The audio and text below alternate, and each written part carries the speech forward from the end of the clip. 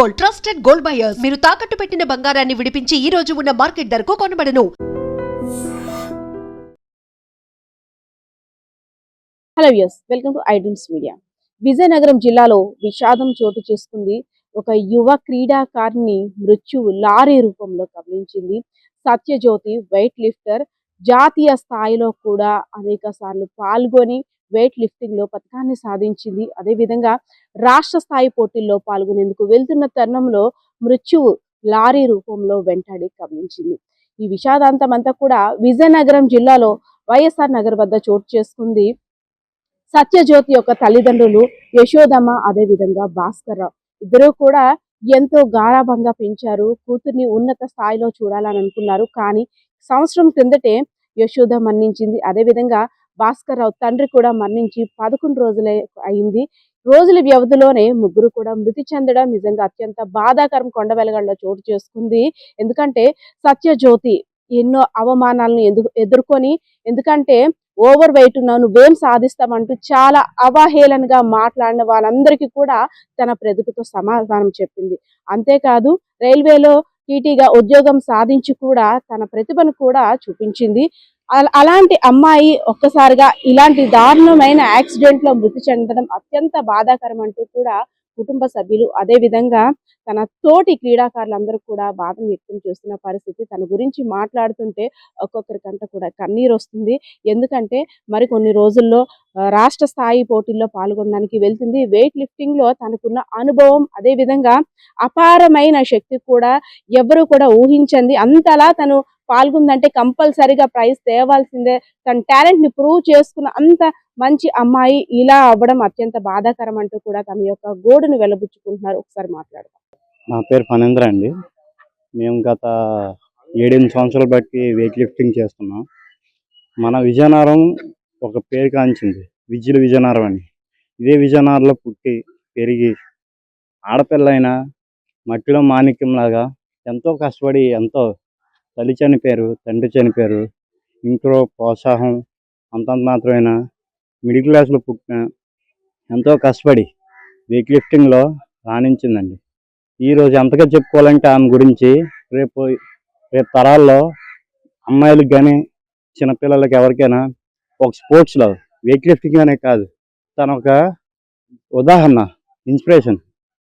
ఒక ఆడపిల్ల ఉండి ఒక తండ్రి లేకపోయినా తల్లి లేకపోయినా ఓ పక్క తండ్రికి చావు బతుకుల్లో ఉన్నప్పుడు కూడా తనకి కాంపిటీషన్ ఉంది. నేను చేయాలి, నేనంటే ఏటో గుర్తింపు చేయాలి, నా తల్లిదండ్రుల పేరు తేవాలి, నేను అనుకుని సాధిస్తానని నిరూపించాలి అనే ఉద్దేశంతో ఎంతో కష్టపడేది. ఈరోజు కూడా దురదృష్టం ఏంటంటే వెయిట్ లిఫ్టింగ్ కాంపిటీషన్కి ఈరోజు చేయాలి చేసే ప్రయత్నంలోనే ఆమె చనిపోయింది. ఆఖరి చనిపోయినంత వరకు వెయిట్ లిఫ్టింగ్ కాంపిటీషన్ ప్రాక్టీస్ చేస్తూ దానికోసమే ఆమె కష్టపడింది. ఈ రోజులో మేము ఒక్కరమే కాదండి, అందరూ బాధపడాలి. విజయనగరంలో సభ్యులు కూడా బాధపడాలి. ఎందుకంటే ఒక అందరు ఆడపిల్లలకి వచ్చే చైతన్యం ఇచ్చే ఒక మాణిక్య లాంటి ఆడపిల్లని మనందరం మిస్ చేసుకున్నాం. అది ఒక వెయిట్ లిఫ్టింగే కాదు, బాక్సింగ్ అవని, కబడ్డీ అవని, ఖోఖో అవని, ప్రతి ఆడపిల్లలు కానీ ఆమెను చూసి ఇంత కష్టపడి ఇదయ్యారు. పేరెంట్స్ కూడాను ఆడపిల్లని స్పోర్ట్స్లోకి రావాలంటే మీ అందరికి తెలిసిందే కాదు, ఎవరు ప్రోత్సహించరు. అలాంటిది ఈ వెయిట్ లిఫ్టింగ్లో ఆ అమ్మాయి చాలా రాణింపు వచ్చిందంటే తన కష్టం ఎంతో ఉంది. అలాగే కోచ్ గారిది కోడరాము జిమ్లోనే అనేది ఆమె ఎంతో కష్టపడింది. ఆఖరికి ఈ విధంగా జరగడం చాలా బాధాకరంగా ఉంది. కాకపోతే ఇప్పటికైనా ఆమె ఆత్మ శాంతించాలని కోరుతూ మేము సెలవు తీసుకుంటాం. నా పేరు రాజా అండి. నేను సాయంత్రం 5 గంటలకు యాక్సిడెంట్ జరిగింది. అక్క వెయిట్ లిఫ్టింగ్ స్టేట్ మీట్ కొండవేలగట్ల జరుగుతుంది. వెళ్ళే మార్గంలోనే ఇలాగ యాక్సిడెంట్ జరిగింది. ప్రాక్టీస్ అయితే అక్క చాలా బాగా చేసేది సార్. అంటే చాలా హార్డ్ వర్క్ చేసేది, జాబ్ కోసం చాలా కష్టపడేది. ఎంత నొప్పులున్నా ఎన్ని బాధలున్నా సరే చాలా కష్టపడేది అక్క. మాకు కూడా తను ఇన్స్పిరేషన్ చాలా తీసుకున్నాం. అంటే తమ్ముడు ఇలాగ ఉంటుంది జీవితం, ఇంత కష్టపడాలి, కష్టపడితే కానీ మనం ఏం సాధించలేమని చాలా మాకు చెప్పేది ప్రాక్టీస్లోనే. కానీ ఇలా జరుగుతుందని మేము అసలు ఊహించలేదు. ఇప్పుడు ప్రస్తుతానికి రైల్వేలో జాబ్ చేస్తుంది అక్క.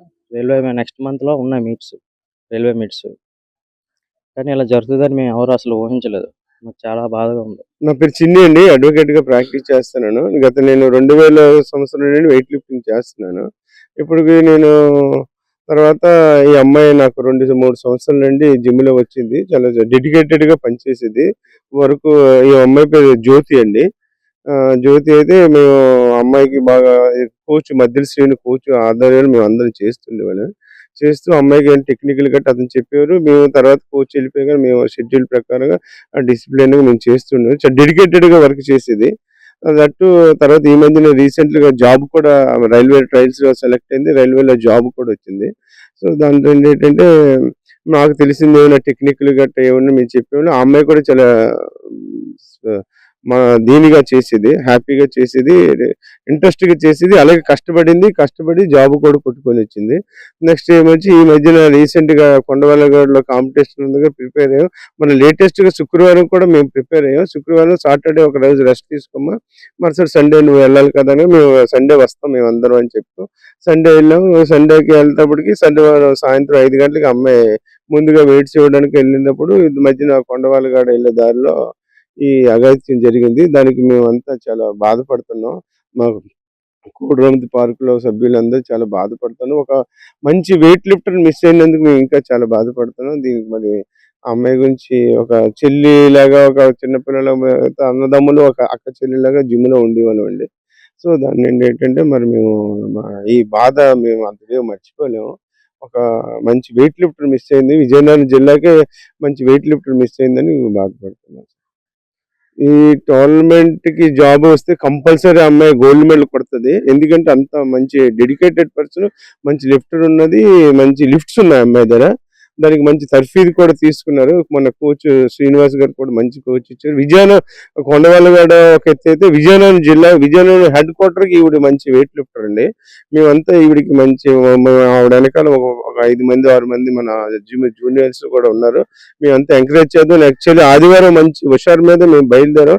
కానీ శనివారం సాయంత్రం అఘాయిత్యం జరగగానే మేము మరి మనుషులు కాలేదు. రాత్రి అంతా మాకు నిద్ర లేదు.